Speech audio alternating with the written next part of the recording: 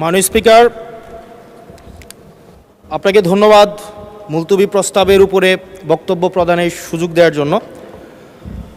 মাননীয় স্পিকার, কিছুক্ষণ আগে আমাদের সর্বশ্রদ্ধেয় মাননীয় সাংসদ আন্দালিব রহমান পার্থ যখন বক্তব্য দিচ্ছিলেন, উনি যখন বললেন যে সংবিধান যারা ছুঁড়ে ফেলতে চায় তাদেরকে স্বাধীনতা বিরোধীর সাথে উনি অ্যালাইন করলেন, ট্যাগ করলেন মাননীয় স্পিকার।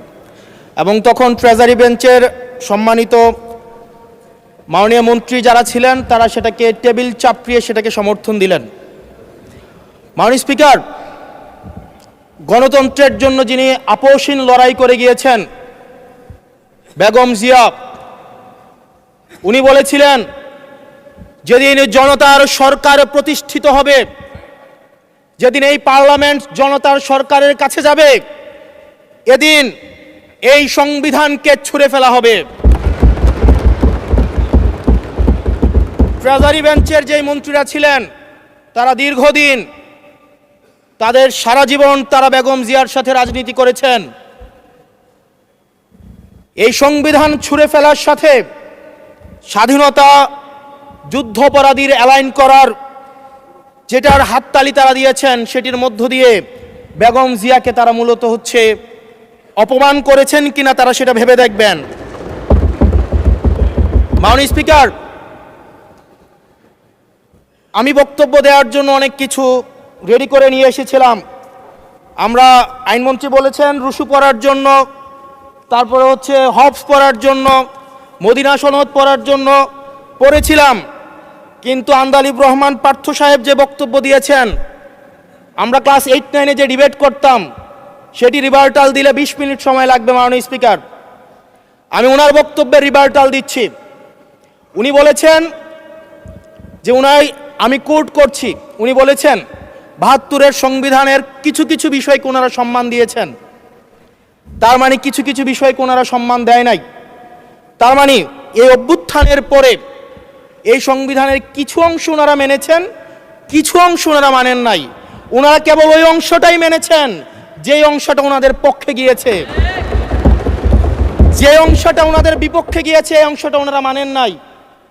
মাননীয় স্পিকার, এই ধরনের প্রকৃতি সম্পন্ন যারা আছে বাংলাদেশের পার্লামেন্ট যারা দেখছেন তারা সিদ্ধান্ত নেবেন। যারা কখনো কখনো কনফর্মিস্ট, যারা কখনো কখনো রিফর্মিস্ট, তারা মূলত অপরচুনিস্ট। এখন আমি সংবিধানের কিছু কিছু ধারা মানব, কিছু কিছু ধারা মানব না। আমি কখনো কখনো সাংবিধানিক, কখনো কখনো আমি অসাংবিধানিক। মাননীয় স্পিকার, যখন ডক্ট্রিন অফ নেসেসিটির প্রশ্ন আসে, মাননীয় স্পিকার, এই এক্সিস্টিং সংবিধান অনুযায়ী যখন 7A এবং 7B বলবৎ থাকে, সেই জায়গা থেকে আইনজ্ঞরা, মাননীয় স্বরাষ্ট্রমন্ত্রী উনি থাকলে ভালো হতো। ডক্ট্রিন অফ নেসেসিটি মাননীয় স্পিকার 48-3 অনুযায়ী রাষ্ট্রপতি সুপ্রিম কোর্টের মাধ্যমে একটা এই 106-এর অ্যাডভাইজরি একটা রুল আছে মাননীয় স্পিকার। এই অ্যাডভাইজরি রুলের মাধ্যমে সংবিধানের ফান্ডামেন্টাল কোনো বিষয় কম্প্রোমাইজ করা যায় না।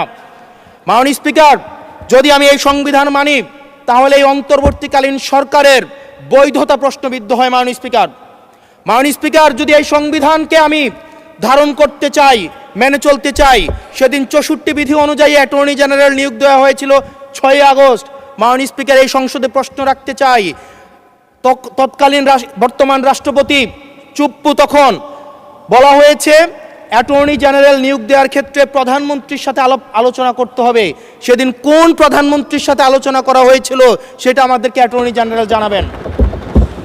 আমাদেরকে অ্যাটর্নি জেনারেল জানাবেন যেই হিয়ারিংটা হয়েছিল এই হিয়ারিংয়ে উনি উপস্থিত ছিলেন কিনা।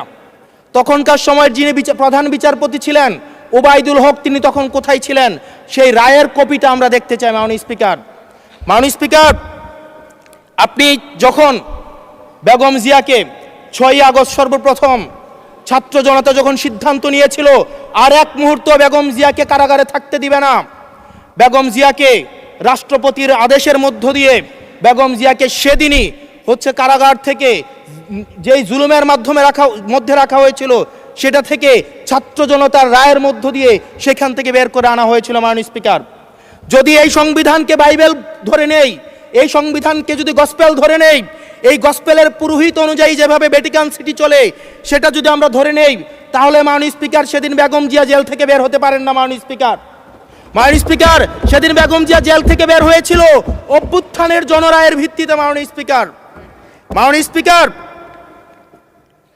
আপনারা বলছেন, আপনারা ঠিক সেই জায়গায় আপনারা সংবিধানকে আপনারা মানছেন যেই জায়গায় সংবিধান থেকে আপনারা বেনিফিটেড হবেন। মাননীয় স্পিকার, গ্রামের ভাষায় কথা আছে, বলতে চাই না, যে গাং পার হইলে মাঝি কোন দুলা ভাই। ছাত্ররা, আপনাদের নেতাকর্মীরা গত 17 বছর ধান খেতে ঘুমাইতে হয়েছে, ত্যাগ তিতিক্ষার মধ্য দিয়ে যেতে হয়েছে। মহাসচিব কান্না করে বলেছে তাদের নেতাকর্মীরা ঢাকায় এসে রিক্সা চালিয়ে জীবন নির্বাহ করত।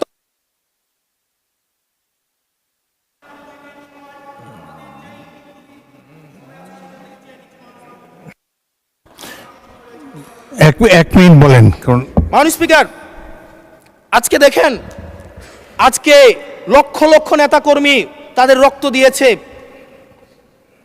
ফ্যাসিবাদ বিরোধী প্রত্যেকটি রাজনৈতিক দল, কোনো রাজনৈতিক দলকে বিশেষভাবে আমি আলাদা করতে চাই না, ফ্যাসিবাদ বিরোধী প্রত্যেকটি রাজনৈতিক দলের রক্ত, শ্রম, ঘামের মধ্য দিয়ে এই হাসিনার পতন হয়েছে।